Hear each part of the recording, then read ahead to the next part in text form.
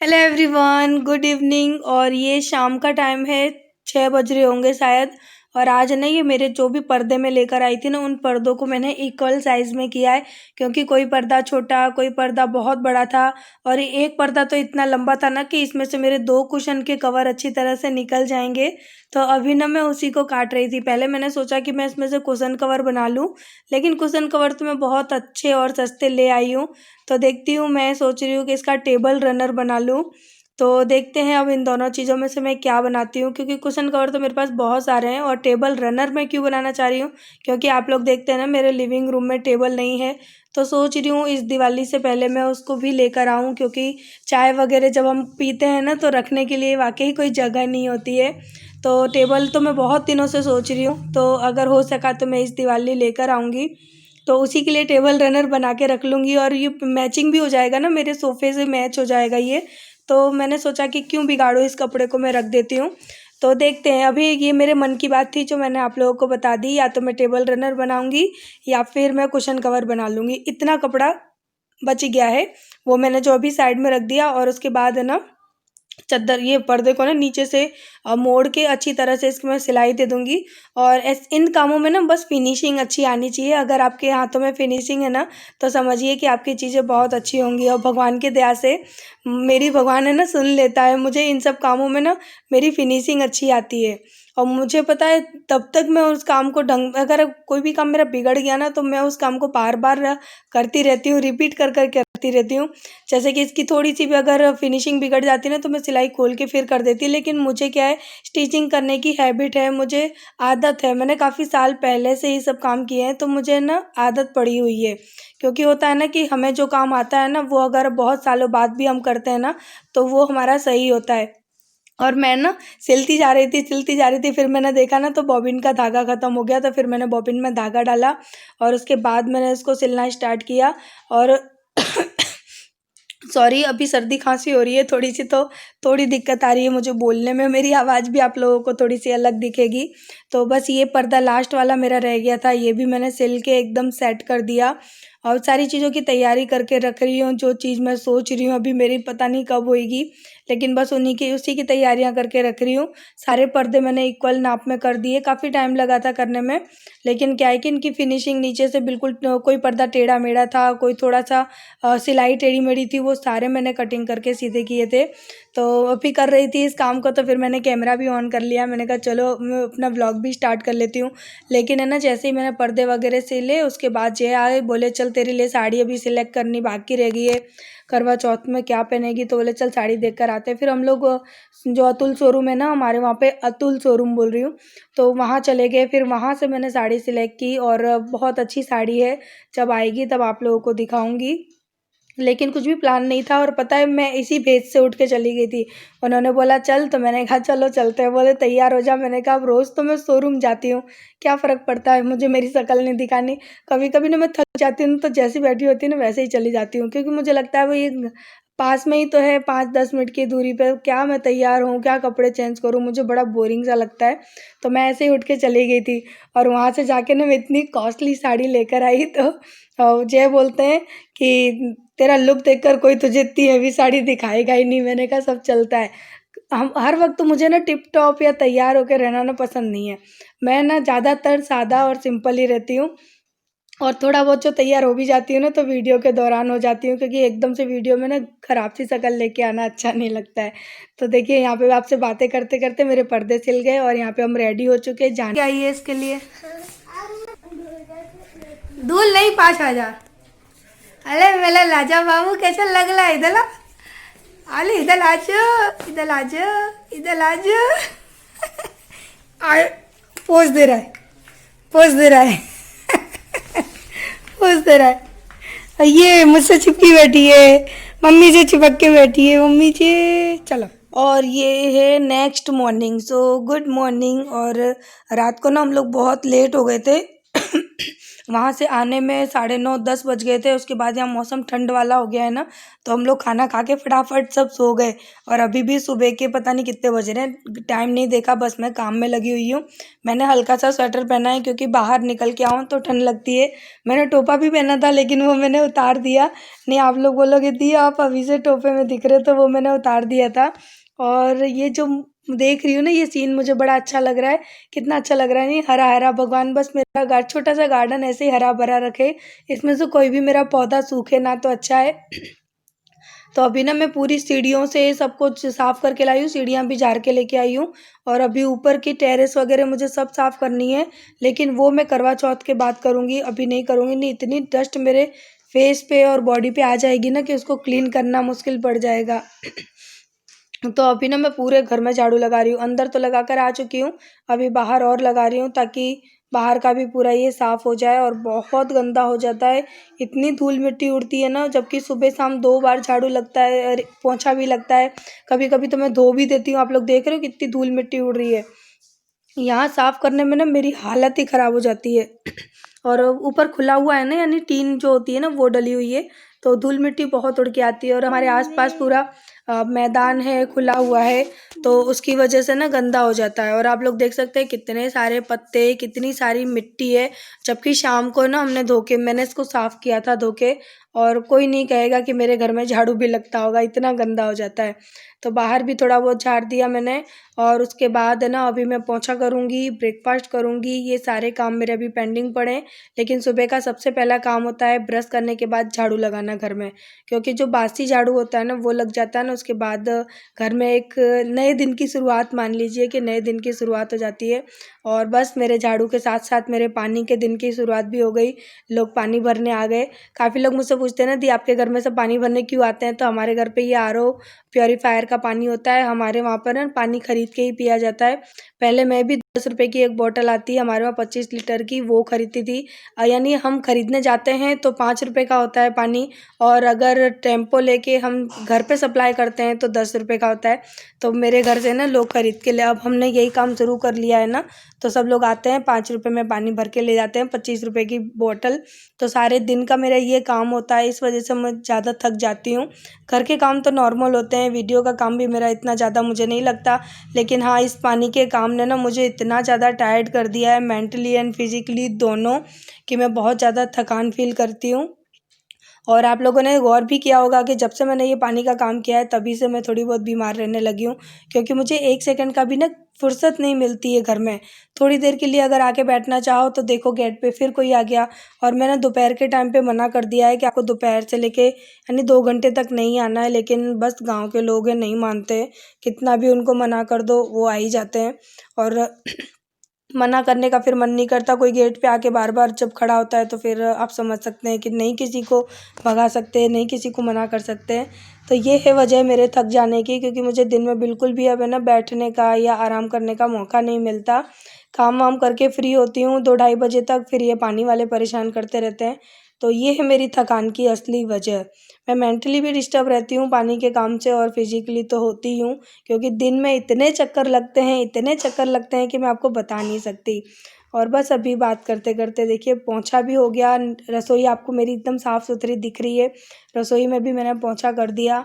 और अब गैलरी की बारी है, और बाहर का जो पोर्शन है ना वो भी मुझे साफ़ करना है।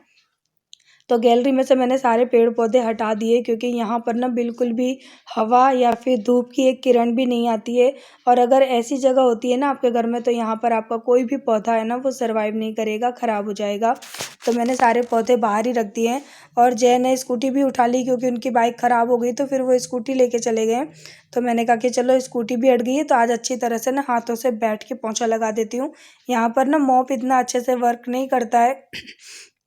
तो यहाँ पर तो मैं हमेशा बैठकर ही पोंछा लगाती हूँ, या तो फिर मैं धो देती हूँ। काफ़ी दिनों से धो रही थी, लेकिन धोने से भी ना मिट्टी नहीं जाती है, पानी चला जाता है और मिट्टी वहीं की वहीं रह जाती है। तो आज मैंने सोचा कि हाथों से रगड़ के ना अच्छे से पोंछा कर देती हूँ। और आरू भी सो के उठ चुकी है, लेकिन मोलू तो अभी सो रहा है। और आरू सो के उठ के आती है ना पूरी पैक होकर आती है, तो जैकेट, वो चप्पल, पजामी सब पहन कर आई है, क्योंकि अभी मौसम यहाँ पे ठंडा है ना, तो बच्चों को थोड़ा थोड़ा गर्म कपड़ा पहनना पड़ रहा है। सुबह के टाइम पे पहनते हैं, दोपहर में तो नॉर्मल रहते हैं, लेकिन सुबह शाम थोड़ा सा बच्चों को ढक के रहना पड़ता है। तो बस अभी वही है। और मैं फटाफट से लगा लेती हूँ पोंछा। तो चलिए मैं पोंछा लगा लेती हूँ, उसके बाद आप लोगों से मिलती हूँ।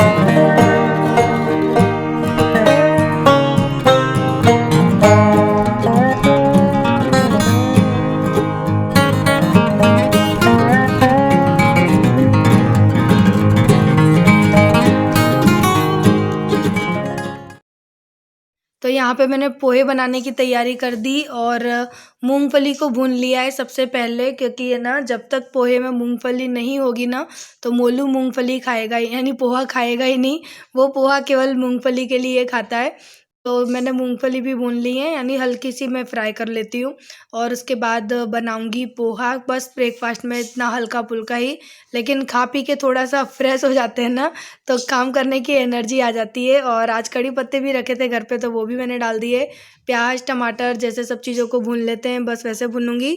और आज है ना नींबू ख़त्म हो गया था, तो मैंने पता है क्या किया, पोहे में नींबू की जगह विनेगर डाल दिया। मैं काफ़ी बार ऐसे ही करती हूँ। और साइड में मैंने चाय भी चढ़ा दी है, सुबह एक बार बना ली थी, उसी में दोबारा से बना रही हूँ। क्योंकि एक बार तो हम लोग सुबह सो के उठते ही पी लेते हैं, और उस सेम उसी फ्राई पैन में मैंने दोबारा से बना ली। और यहाँ पे प्याज भी भुन गई, तो मसाले डाल दूँगी, हल्दी और मिर्ची, बस तो यही सब चीज़ें डालती हूँ। बहुत ज़्यादा मसाले नहीं डालती हूँ मैं पोहे में, फीके फीके से ही अच्छे लगते हैं। और नमक डाल दिया, कश्मीरी लाल मिर्च डाल दी। और इन मसालों में फिर मैं डाल दूँगी टमाटर एक कटा हुआ, और टमाटर को भी ना अच्छे से मैश कर लूँगी, भून लूँगी। और जब टमाटर भुन जाएगा फिर इसमें डालूँगी मैं थोड़ी सी चीनी, क्योंकि ना खट्टे मीठे जो बनते हैं ना पोहे वो अच्छे लगते हैं। आप चाहें तो इसमें वेजिटेबल भी डाल सकते हैं, मटर आलू जो आपको अच्छी लगती हो। तो मैं ना बस चीनी डाल रही हूँ, और थोड़ा सा डालूँगी विनेगर, बिल्कुल आधे चम्मच के बराबर। तो उससे ना खट्टा मीठा वाला टेस्ट आ जाएगा। और बस यहाँ पे मेरा जो पोहा है ना वो बन के हो जाएगा रेडी। तो यही रेसिपी है, अब इसको चाहे मैं बोल के दिखा दूँ या फिर आप लोग लाइव तो देख ही रहे हैं। और उसके बाद जो मैंने पोहा ना पानी में भिगो के रखा था ना वो भी डालूंगी। अभी मैंने आधी चम्मच के करीबन विनेगर डाल दिया है। उसके बाद पोहे को मैंने ना पानी में भिगो के पहले ही रख दिया था, जब मैं पोंछा कर रही थी तभी। और तब तक ये अच्छे से ना सूख गया और ड्राई भी हो गया काफ़ी अच्छी तरह से। और ये फिर ना चावल वाले पोहा हैं, I think flat flat rice बोलते हैं ना, ये है। तो और बस यहाँ पे पोहा बन के रेडी हो गया। थोड़े से हरे धनिया डाल दूँगी ताकि कलर आ जाए और देखने में भी ना पोहे की जो रेसिपी है वो अच्छी लगे। तो पोहे है ना बिना मूंगफली और बिना धनिया के ना हमेशा अधूरे अधूरे लगते हैं। तो बस इनको अच्छे से मिक्स कर देना है, 5 मिनट तक, 2-3 मिनट तक ही भून लेना है अच्छी तरह से। और बस पोहा बन जाता है। अगर आपको फास्ट कोई रेसिपी बनानी है ना, तो पोहा की रेसिपी सबसे बेस्ट और सबसे फास्ट रेसिपी है, बहुत ही जल्दी से बन जाती है। अगर किसी को जल्दी जल्दी और थोड़ा बहुत भूख है ना, तो पोहा बना लीजिए और अपनी भूख को शांत कर लीजिए। तो बस ये हमारा मॉर्निंग का आज का ब्रेकफास्ट बन के रेडी हो गया। चाय भी मेरी बन चुकी है। तो अब मैं यहाँ पे ना मेरे लिए और आरू के लिए प्लेट निकाल रही हूँ, क्योंकि जे अभी घर पे नहीं है तो हम दोनों के लिए निकाल रही हूँ। मोलू अभी सो रहा है और साथ में मैं लूँगी चाय। लेकिन आज है ना मैं आरू को चाय दे रही हूँ, क्योंकि आरू को जुकाम लग रहा है। तो मैंने कहा दूध से बेटर है कि आरू को आज मैं चाय दे देती हूँ। वैसे मैं आरू को चाय बिल्कुल भी नहीं देती हूँ, आप लोगों को पता है आरू बॉर्नविटा का दूध पीती है। लेकिन आज मैंने दिया है, क्योंकि जब बहुत ज़्यादा सर्दी जुकाम हो रही हो ना तो थोड़ी बहुत चाय बच्चों को देनी चाहिए, उससे जुकाम में काफ़ी राहत मिलती है। कि 9:30 बज चुके हैं, देखो टाइम दिखा दूँ, 9:30, और पूरा घर मेरा एकदम साफ सुथरा, नीट एंड क्लीन। जब ऐसा घर हो जाता है ना सुबह सुबह तो बड़ा सुकून और तसल्ली रहती है, और माइंड भी बड़ा फ्रेश रहता है। पूरा घर यहाँ से आता है। बाहर भी आज मैंने पोंछा लगा दिया। मैं रोज़ धो देती हूँ ना, आज इसको मैं पोंछा लगा देती हूँ। उन्होंने स्कूटी हटा ली तो फिर मैंने ना वहाँ पे पूरा पोंछा लगा के साफ़ कर दिया। चलो आपको दिखा देती हूँ बाहर का भी, क्योंकि सुबह सुबह ना मैं आप लोगों से बहुत कम बातें करती हूँ। और फ्रिज के ऊपर भी मैंने साफ़ कर दिया, लेकिन उसकी वीडियो नहीं बनाई है। तो चलिए दिखाते हैं। बाहर का भी एकदम साफ़ सुथरा बड़ा अच्छा लग रहा है। देखिए एकदम चमचमा रहा है फ्लोर। वो फ्लोर ऐसा है ना, इसकी वजह से दिख नहीं रहा है, वरना चमचमा ही रहा है। देखिए ना, साफ़ सुथरा बिल्कुल। अभी भी ये टाइल्स है ना, ये लौटाने के लिए रखी है, लेकिन कोई जा ही नहीं पा रहा है। और घर तो एकदम मस्त हो गया एकदम। हाँ, आज तो अन्नू ठाकुर आए हैं भैया। आज कैसे आ गए बड़े दिनों बाद? मोलू सो रहा है, और मेरा मिनी गार्डन छोटू सा, चारों तरफ हरियाली हरियाली, सो रहा है। और तेरी टी शर्ट ले जा भाई, वो धुली धुलाई टी शर्ट की देखो चाचा ने क्या हाल कर दिया। जाए तो ले जाना है। आजा। आरू नहीं, नाश्ता कर रही है, आरू पोहा खा रही है। आजा, आ रहा है कि छोड़ू? तो मैं अभी आई हूँ ऊपर कपड़े सुखाने अपने इस रूम में, और उसके बाद मेरा फाइनल काम मॉर्निंग का हो जाएगा ख़त्म। यानी यही जो होता है ना झटपट वाला काम, वो सारा ख़त्म हो जाएगा। और सीढ़ी चढ़ के आई तो थकान लग रही है। और ये कल के कपड़े देखो अभी सूख रहे हैं, इनको लेकर जाऊंगी। लॉन्ड्री बैग में जो लाई हूँ वो सुखा कर जाऊंगी। तो मैं ऐसे ही करती हूँ, एक दिन यानी कल कपड़े डाल गई थी वो आज ले जाऊंगी, आज डाल जाऊंगी वो कल ले जाऊंगी, क्योंकि अब एक दिन में कपड़े नहीं सूखते हैं। यानी पूरा दिन उनको कपड़ों को चाहिए होता है। सीढ़ी चढ़ के आई हूँ तो बोला नहीं जा रहा है। और मेरा काम हो चुका ख़त्म। तो अब मैं फटाफट से अपने इस ब्लॉग को भी एंड करती हूँ, क्योंकि ये ना मैं जल्दी जल्दी ब्लॉग भी कंप्लीट कर रही हूँ, साथ ही साथ काम भी कर रही हूँ घर का। वीडियो की एडिटिंग भी मैंने साथ ही साथ कर ली है। और बहुत चिल्लम चिल्ली मच रही है बाहर, क्योंकि यहाँ तो ना सब घरों के बाहर सुबह सुबह बैठ जाते हैं, और है ना जो पंचायत वाला माहौल होता है ना वो चलता है यहाँ पे। सब आपस में बैठ के गप सप मारते रहते हैं मॉर्निंग में, तो आवाज़ आएगी थोड़ी सी। और आज पूरे दिन मुझे बहुत ज़्यादा काम है। और पता है सबसे मेन बात, मुझे ना इस वाले रूम को देख कर ना बहुत डर लगता है। क्यों डर लगता है? क्योंकि इसकी मुझे करनी है दिवाली की सफाई। और ये ना इसको रूम नहीं कहेंगे, इसको कबाड़ा कहेंगे। देखो पीछे कबाड़ खाना कहेंगे, सॉरी। दिख रही है आपको पूरी इस रूम की हालत? आपको तो केवल सामान बिखरा दिखेगा, लेकिन जब आप इसका फ्लोर देखोगे ना, देखो नीचे ये देखो मिट्टी, तो ना बुखार आ जाता है इसको देख के। क्योंकि इसको मुझे साफ़ करना है, दिवाली पे तो करना बनता ही है। और भगवान ने चाहा अगर स्कूल खुल गए ना दिवाली बाद, तो सबसे पहला काम मेरा यही रहेगा कि मुझे इस रूम को सही कराना है। यानी इस कबाड़ खाने को मुझे रूम बनवाना है, और उसके लिए चाहिए काफ़ी सारा बजट। तो अभी हम अपना बजट बिगाड़ नहीं सकते, थोड़ी बहुत शॉपिंग तो चलती है, लेकिन इसमें कम से कम 1 लाख रुपया चाहिए, जो अभी हम नहीं कर सकते। इसी वजह से ये रूम पड़ा हुआ है। तो देखते हैं कब स्कूल खुलते हैं, कब क्या होता है। सबसे पहला टारगेट है अब मुझे इस रूम को ही सही कराना है, ताकि एक एक्स्ट्रा रूम हो जाए मेरे पास। और सोचा है, अब देखो कब होता है। तो चलिए इस वीडियो को मैं यहीं पर कर देती हूँ एंड, क्योंकि अभी कपड़े सुखा के जाऊँगी, नहाऊँगी, उसके बाद मैं दूसरा व्लॉग स्टार्ट कर दूँगी आज। और मेरी करवा चौथ की साड़ी भी हो चुकी है final, so I am happy. मेरी करवा चौथ की साड़ी हो गई फाइनल कि मैं करवा चौथ पर कौन सी साड़ी पहनूंगी। और आज मुझे उसका ब्लाउज भी सिलवाने डालने जाना है, और वो आपके लिए है सरप्राइज़। वो आपको करवा चौथ के दिन ही देखने मिलेगी। अभी से सरप्राइज़ खोल दूँगी तो फिर अच्छा नहीं लगेगा ना। तो कल मैं फाइनल करके आई, इसको लेकर भी आई हूँ। अभी वो फॉल पीको के लिए पड़ी है साड़ी, और इसका ब्लाउज मेरे पास है, वो अब मैं आपको दिखाऊंगी कल के ब्लॉग में। तो चलिए अभी मैं इस ब्लॉग को यहीं पे एंड कर देती हूँ। कल मिलते हैं नेक्स्ट ब्लॉग में, तब तक के लिए बाय बाय। और अभी आरू तो जग रही है, मोलू सो रहा है, इसलिए मिलवाए नहीं। So bye bye, good morning, love you bye bye.